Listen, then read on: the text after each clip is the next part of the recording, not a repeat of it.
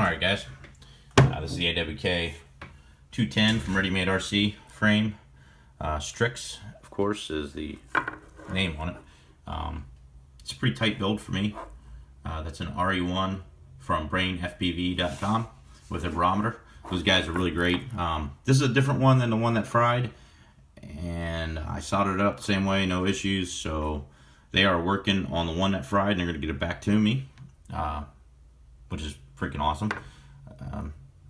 The Mad Mushroom antenna, of course, I can tell you, after this one had some serious freaking slams on the ground. You can see I got tape around it.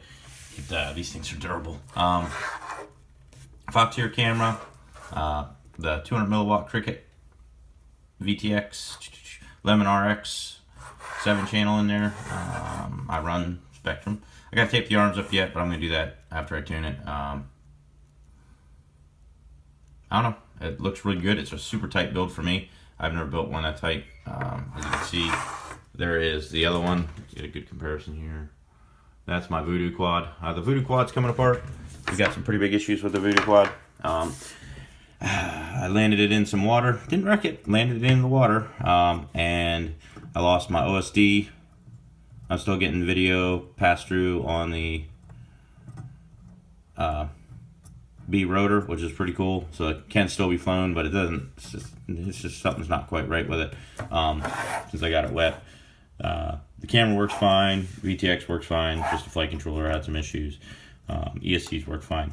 So from RayStayQuads.com, that'd be Tyler.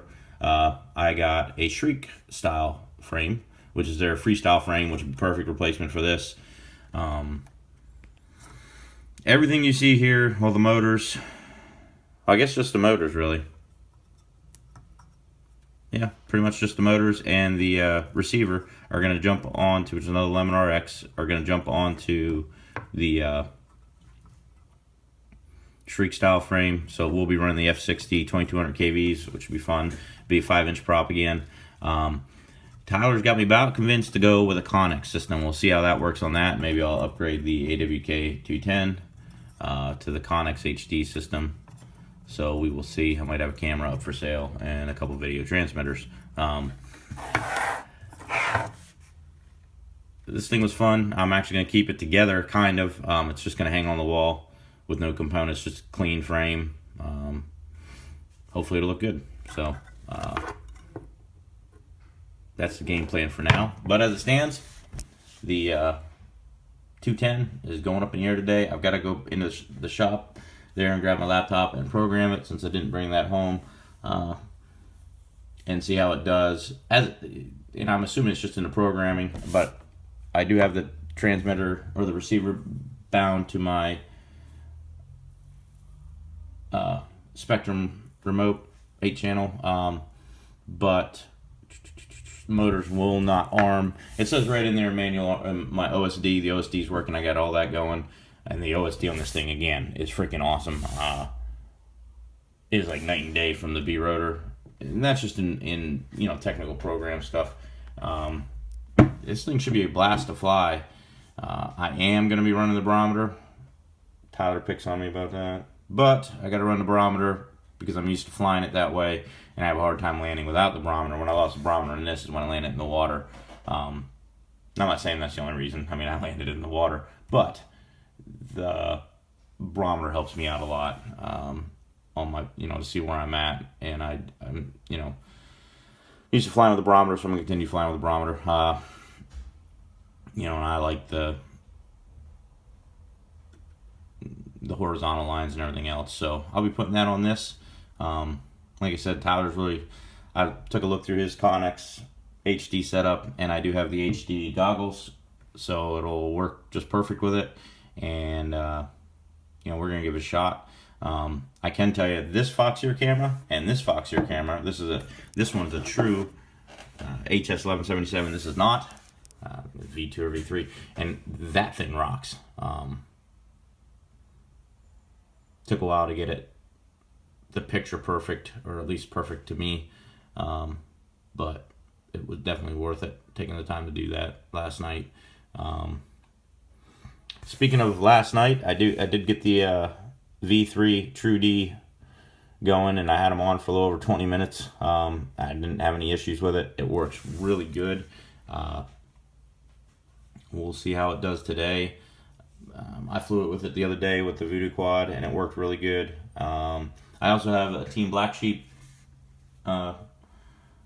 video receiver that I tried, and that works really good too. It came with the flat front antenna, and I tell you what, that worked really good. I have no complaints there. The only problem is when I flew behind me, I started getting lines in front of me, and I know that's just because of the style antenna. But man, that was another really good buy. I'm glad I picked it up. Even if I don't use that stuff, at least I got to see how it worked, and I can tell you guys, yeah, man, good stuff. You guys want to buy it, go ahead and buy it. The Fix from True D V3, there's been a lot of people trashing them because they were burning up parts of their Fat Shark goggles. Well, if you have a set of Fat Shark goggles and they are burned up, give them a call, send it in. They will fix it for free or send you the parts if you're capable of fixing it. No issues, no complaints. And they did come up with a fix for the V3. What looked like what was happening was the weight of the antenna and maybe bouncing it around and everything was actually making the two power distribution boards kind of overheat and touch. And they put a spacer in there, a pretty well-made spacer. No more issues there. None at all that I can tell. I'll keep using it and we'll see. I don't know. We'll see how this thing flies. I'm hoping it does well. As you can see with the RE1, I want to touch on this because I didn't in the past. See if it'll zoom in a little bit better. Of course not. It does come with your LEDs for racing. The mounting brackets that they gave me didn't work on this quad, and they won't work on the Shriek style. I just grabbed some plastic spacers and put in there. Everything's O-ring mounted. Motors are, of course, vibration mounted. We'll see how it does today. I'll let you guys know. Maybe I'll wreck it. That's probably what's going to happen. All right, guys. Take it easy. Wish me luck.